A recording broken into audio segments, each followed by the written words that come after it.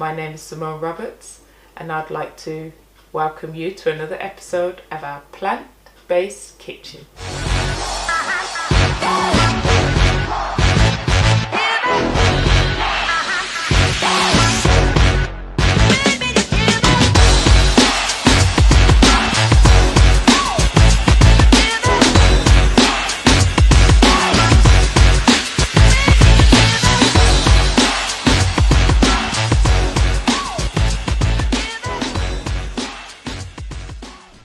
So here we have the chickpeas and the mixed beans soaking overnight. In the morning, put the pot on to boil. Don't forget the Scotch bonnets. They give a nice blast of a flavour. So the chickpeas usually need more water throughout the morning. The other beans, not so much. We boil them for as long as we need to. Be careful, the pots get hot. Hi guys, so as promised, I wanted to take you through the rest of the boil and soak and freeze preparation that I do. So as you saw earlier, I boiled 2 pots, one of mixed beans, some were Ugandan beans, some were kidney beans and rose cocoa beans. And that was about I'd say about a 2 kilogram bag, and the same with the chickpeas too, another 2 kilogram bag. And so first of all, I take and I reuse Scotch bonnet peppers because they hold so much flavour and also so much fire and bite. Very hot. Very, very hot. So I use those again too. So I put them in here, and then I'll go and give them a little rinse with some hot kettle water, and then put them back in the freezer and reuse them again next time. Roughly, I get about 2 or 3 uses out of each Scotch bonnet. Sometimes when it's a big pot like this as well, I just break it and let it go through, so I've got some fire in there. But I'm going to try and reuse this chickpea water and make some meringue. So hopefully do that soon. So okay, so in some of the containers, I'll put just one type of bean in there. So I think I'll do that for the smaller one. So just one type. Looking at this, actually, it's probably about 1.5 kilograms of beans, actually, thinking about it, the way it looks. And that can also have a bit of juice, but not too much if I'm going to be making like a kind of a thick, juicy bean. So I already have a few in the freezer already, but as so many of you requested, I thought I'd do a quick video. So give us a like, please. Make sure you subscribed and make sure your notification bells ticked, because I've gone through a lot of effort here, you know. This one, I will mix it. I tend to mix like black beans with chickpeas usually. I like that mix. I like that mix. I like the black bean mix. But this time I'm going to try it with the rose cocoa beans, and do you know what? We're always up for a little change. And sometimes I mix it and make like a stew or a bake or some kind of like, I don't know, lasagna or whatever. I don't really have a strict plan or regime. It's just how I feel or how everyone else feels. So if I mix that up and I think about that could actually make, you know, like if you blend it in a mixer and you add flavour, seasoning and onions and garlic and everything, you could make that, just blend it down a little bit and then wrap it in pastry, and that could be a really nice like bake or some kind of like patty or Wellington, that kind of thing with the mixed beans. So I'll leave that one quite dry because that's mixed. The next one I'll do will be for rice and peas. We love a bit of rice and peas in this house. So yes, you need a lot of water and less beans for rice and peas. And rice and peas are a Caribbean dish of rice packed with flavour. You could actually eat it by itself, it's that flavoursome. Packed with flavour, You can use black peas, black eyed peas, gunga peas, red kidney beans, and it makes a nice big pot. Usually I make a nice big pot. I don't tend to freeze my rice and peas anymore. I used to cook a massive pot and freeze them because I love rice and peas. But what I've noticed is that I find it hard to get, I like my food piping hot, like burn my mouth hot. And I find it hard to get my rice and peas to have the heat of the initial pot. And I struggle with that. So I don't tend to freeze my rice and peas anymore. I just make a smaller pot and just finish them. So I think that's enough really for my pot. Just pour some more water in, because all this goodness in this water, not only does it make a good base for the rice and peas, it also adds some of the flavour that was cooked with the beans. I also, if I have too much of that water, I freeze it and use it in gravies too, or soups. That's another thing actually, it could actually be a soup. So let's have a soup one as well. Let's have a soup. Should we have a soup? Let's have a soup. So this could be like a pea soup type dish.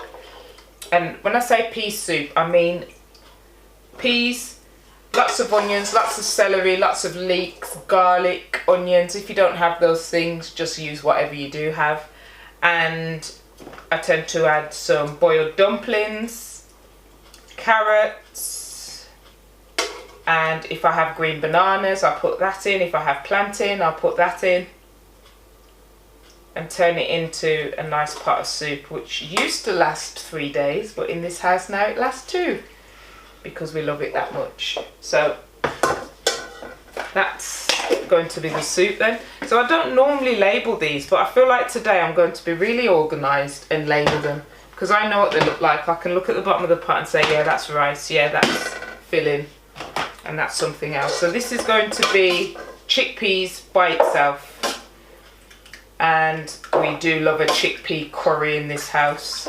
We also love baked chickpeas, like chickpeas dried out and just baked with a bit of smoked paprika, a little bit of turmeric, a bit of pink Himalayan sea salt, and just roast them for a while. They make such a nice snack, or they make a nice crunch on top of a dinner, or in a sandwich. You know, when you make a sandwich and you just want a bit of crunch, and you just put a few of these on. Yeah. So someone asked, like, what kind of things do I make for lunch? So I just wanted to clear up, because we have our main meal between 12 and 3 in the afternoon. We are a home educating family, so that's why we have that flexibility to eat a main meal at that time in the day together. The reason why we do that is because the majority of our food can then be digested earlier on in the day, and doesn't have to be, you know, that sluggish feeling at night when you're going to bed and our body's working overtime at night. Then in the evening we have like a smaller snack, what we call evening snack, and that could be smoothies, fruits, nuts, I don't know, maybe bakes, or probably have a little bit of the dinner and I might wrap it in pastry and make little patties or little pastry bits, or, you know, it depends what's in basically. So I'm taking you on this journey with me so I can show you how I use what's in rather than shopping for a recipe. And this is a great way, because we make sure that we use what we have, what we've made, and also we make sure that we don't waste. Because waste, when I say zero waste policy, even that little, you know, that carrot that's that big and it's at the bottom of your fridge and it looks soggy and it looks wet, and then you pick it up and you think, oh no, that needs to go in a bit. No, peel it and put it in the soup. Peel it, put it in something. Come on, stop the waste. Can't always have the cream of the crop. So that's quite a big one actually. I'm thinking maybe I should separate this one a bit. Yeah, I think I should. So we might make this with sweet potatoes one week, or we might make it with butternut squash another week, or we might make it with celeriac or with just normal potatoes. Chickpeas have a really nice taste to them. I just love chickpeas. Have you tried making chickpeas as a sandwich? Like as a fake, you know, like how people that eat tuna have tuna and sweet corn, but chickpea and sweet corn with some vegan mayo, some onions in it. I like a bit of garlic in fresh food as well. Smoked paprika, not too fancy, but crush it, mix it, makes a great salad filling. Yep, so I think I've portioned those out enough now. I might, still got a bit left actually. No, let's go for it, let's go for it, because if anything, I don't, actually what I wanted to mention as well, I don't tend to freeze food that's already been flavoured because I feel like it loses something, I did do it when I was heavily pregnant with any of our babies, just to save time. But now that I've had the baby and everything, I'm not really doing that much now. So I like to cook fresh. I like fresh cooked food. This is my profession, this is my job, this is my role, and I do my best every day. Right, so this chickpea water, I'm going to try and use it for some meringue, as I said. And let's see if the mixer works this time, because it didn't last time. And we had a right soggy mess. So, okay. And I'm going to add these to the other pot. So, for now, I'm going to put these in the freezer. I'm going to label them, put them in the freezer, and then take you through the cooking journey of them as well. Have to be quite organised. I defrost them from the night before. I cook them in the morning whilst I'm cooking breakfast. I might get up a little bit earlier and start the dinner before breakfast sometimes, just so that I can spend that time with the children after we've had breakfast at the table, talking, playing games, singing, and they're writing and stuff, and I'm writing too, or you know, we do bingo games and things like that. A little bit of a morning time, a little bit of a sing-song. Call it the school assembly. The Thankfully True school assembly. Do lots of singing, lots of piano. Okay, so I think we're ready. So I'm going to put these, label them and put them in the freezer. So we have spent this week £20.71, I think it was. And we will be spending the other £4, but maybe in stages throughout the week to see what other things we need to top up with. And we might not need to, so we just leave that as that. And we do actually need some more brown rice, but that is $8.99, so that will take us over budget. But that's part of the monthly shop, the big monthly shop of the dried foods, if we don't get it in the week. So we are ready now to put these away.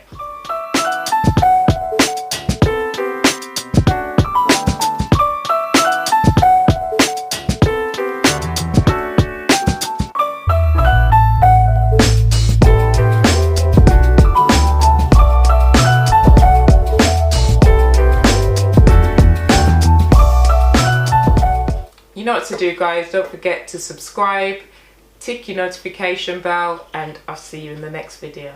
Thank you for joining me. Bye.